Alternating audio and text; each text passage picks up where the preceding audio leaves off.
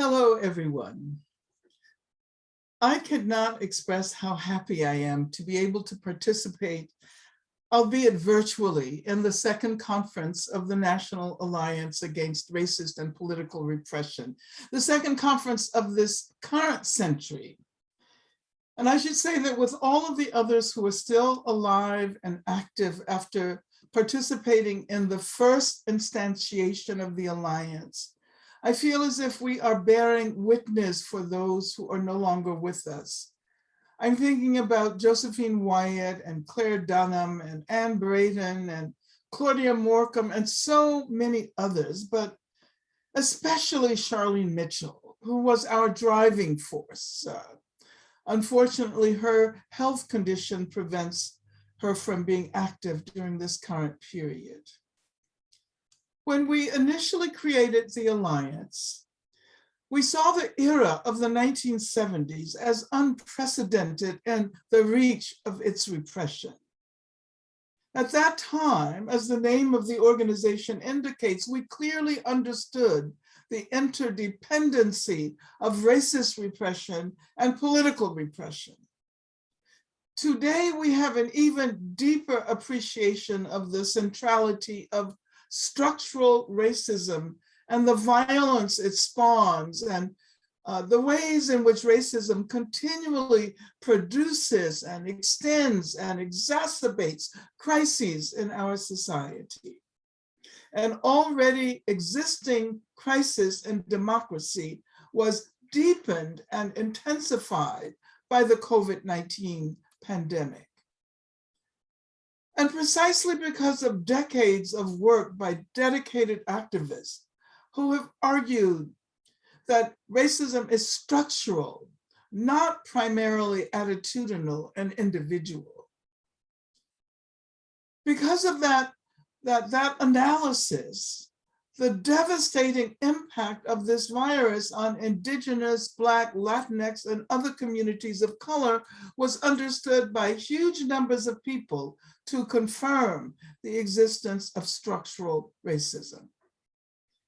And because no one could escape the horrifying images of the police lynching of George Floyd and the related police murder of Breonna Taylor, as well as the vigilante racism involved in the murder of Ahmaud Arbery, and too many other victims of racist and gender violence to mention here, we witness, because of all of that, we witnessed the most massive people's uprising in the history of this country.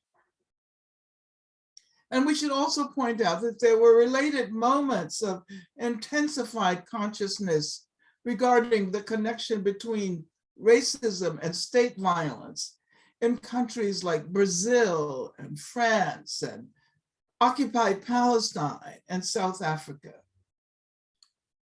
The 26 million people who demonstrated in the United States was an unprecedented number. And never before in this country's history did so many white people take to the streets, raising the call to end racism. And let us keep in mind, because at that time we knew little about the way COVID-19 was transmitted, people joined crowds of others at their own peril.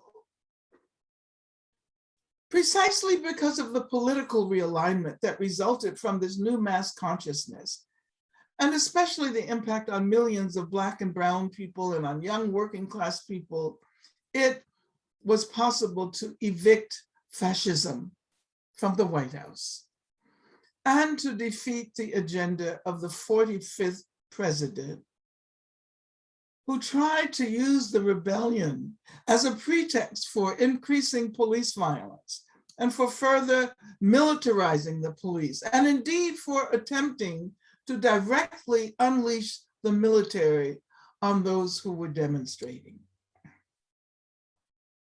This is an era characterized by a deeper understanding of the ways racism drives all of the major institutions of our society, and especially healthcare, education, and police and prisons. But this is also an era in which there is an increasing awareness of the role that women, especially Black women and women of color, play in preparing the way for future possibilities of justice and freedom. Black women like Stacey Abrams turned the tide in Georgia. LaTosha Brown and Black Voters Matter traveled all over the South and brought unprecedented numbers of people, especially Black women, to the polls. Let us keep in mind that while we may not have elected the candidates to national office who are going to lead us to freedom, we did create a terrain that is more welcoming to our on-the-ground struggles. And besides, we can never really expect to achieve our revolutionary goals simply through the electoral process. In this context, I think it is important to emphasize that the National Alliance Against Racist and Political Repression is helping to organize the kinds of mass struggles that can forcefully push for the radical change we need.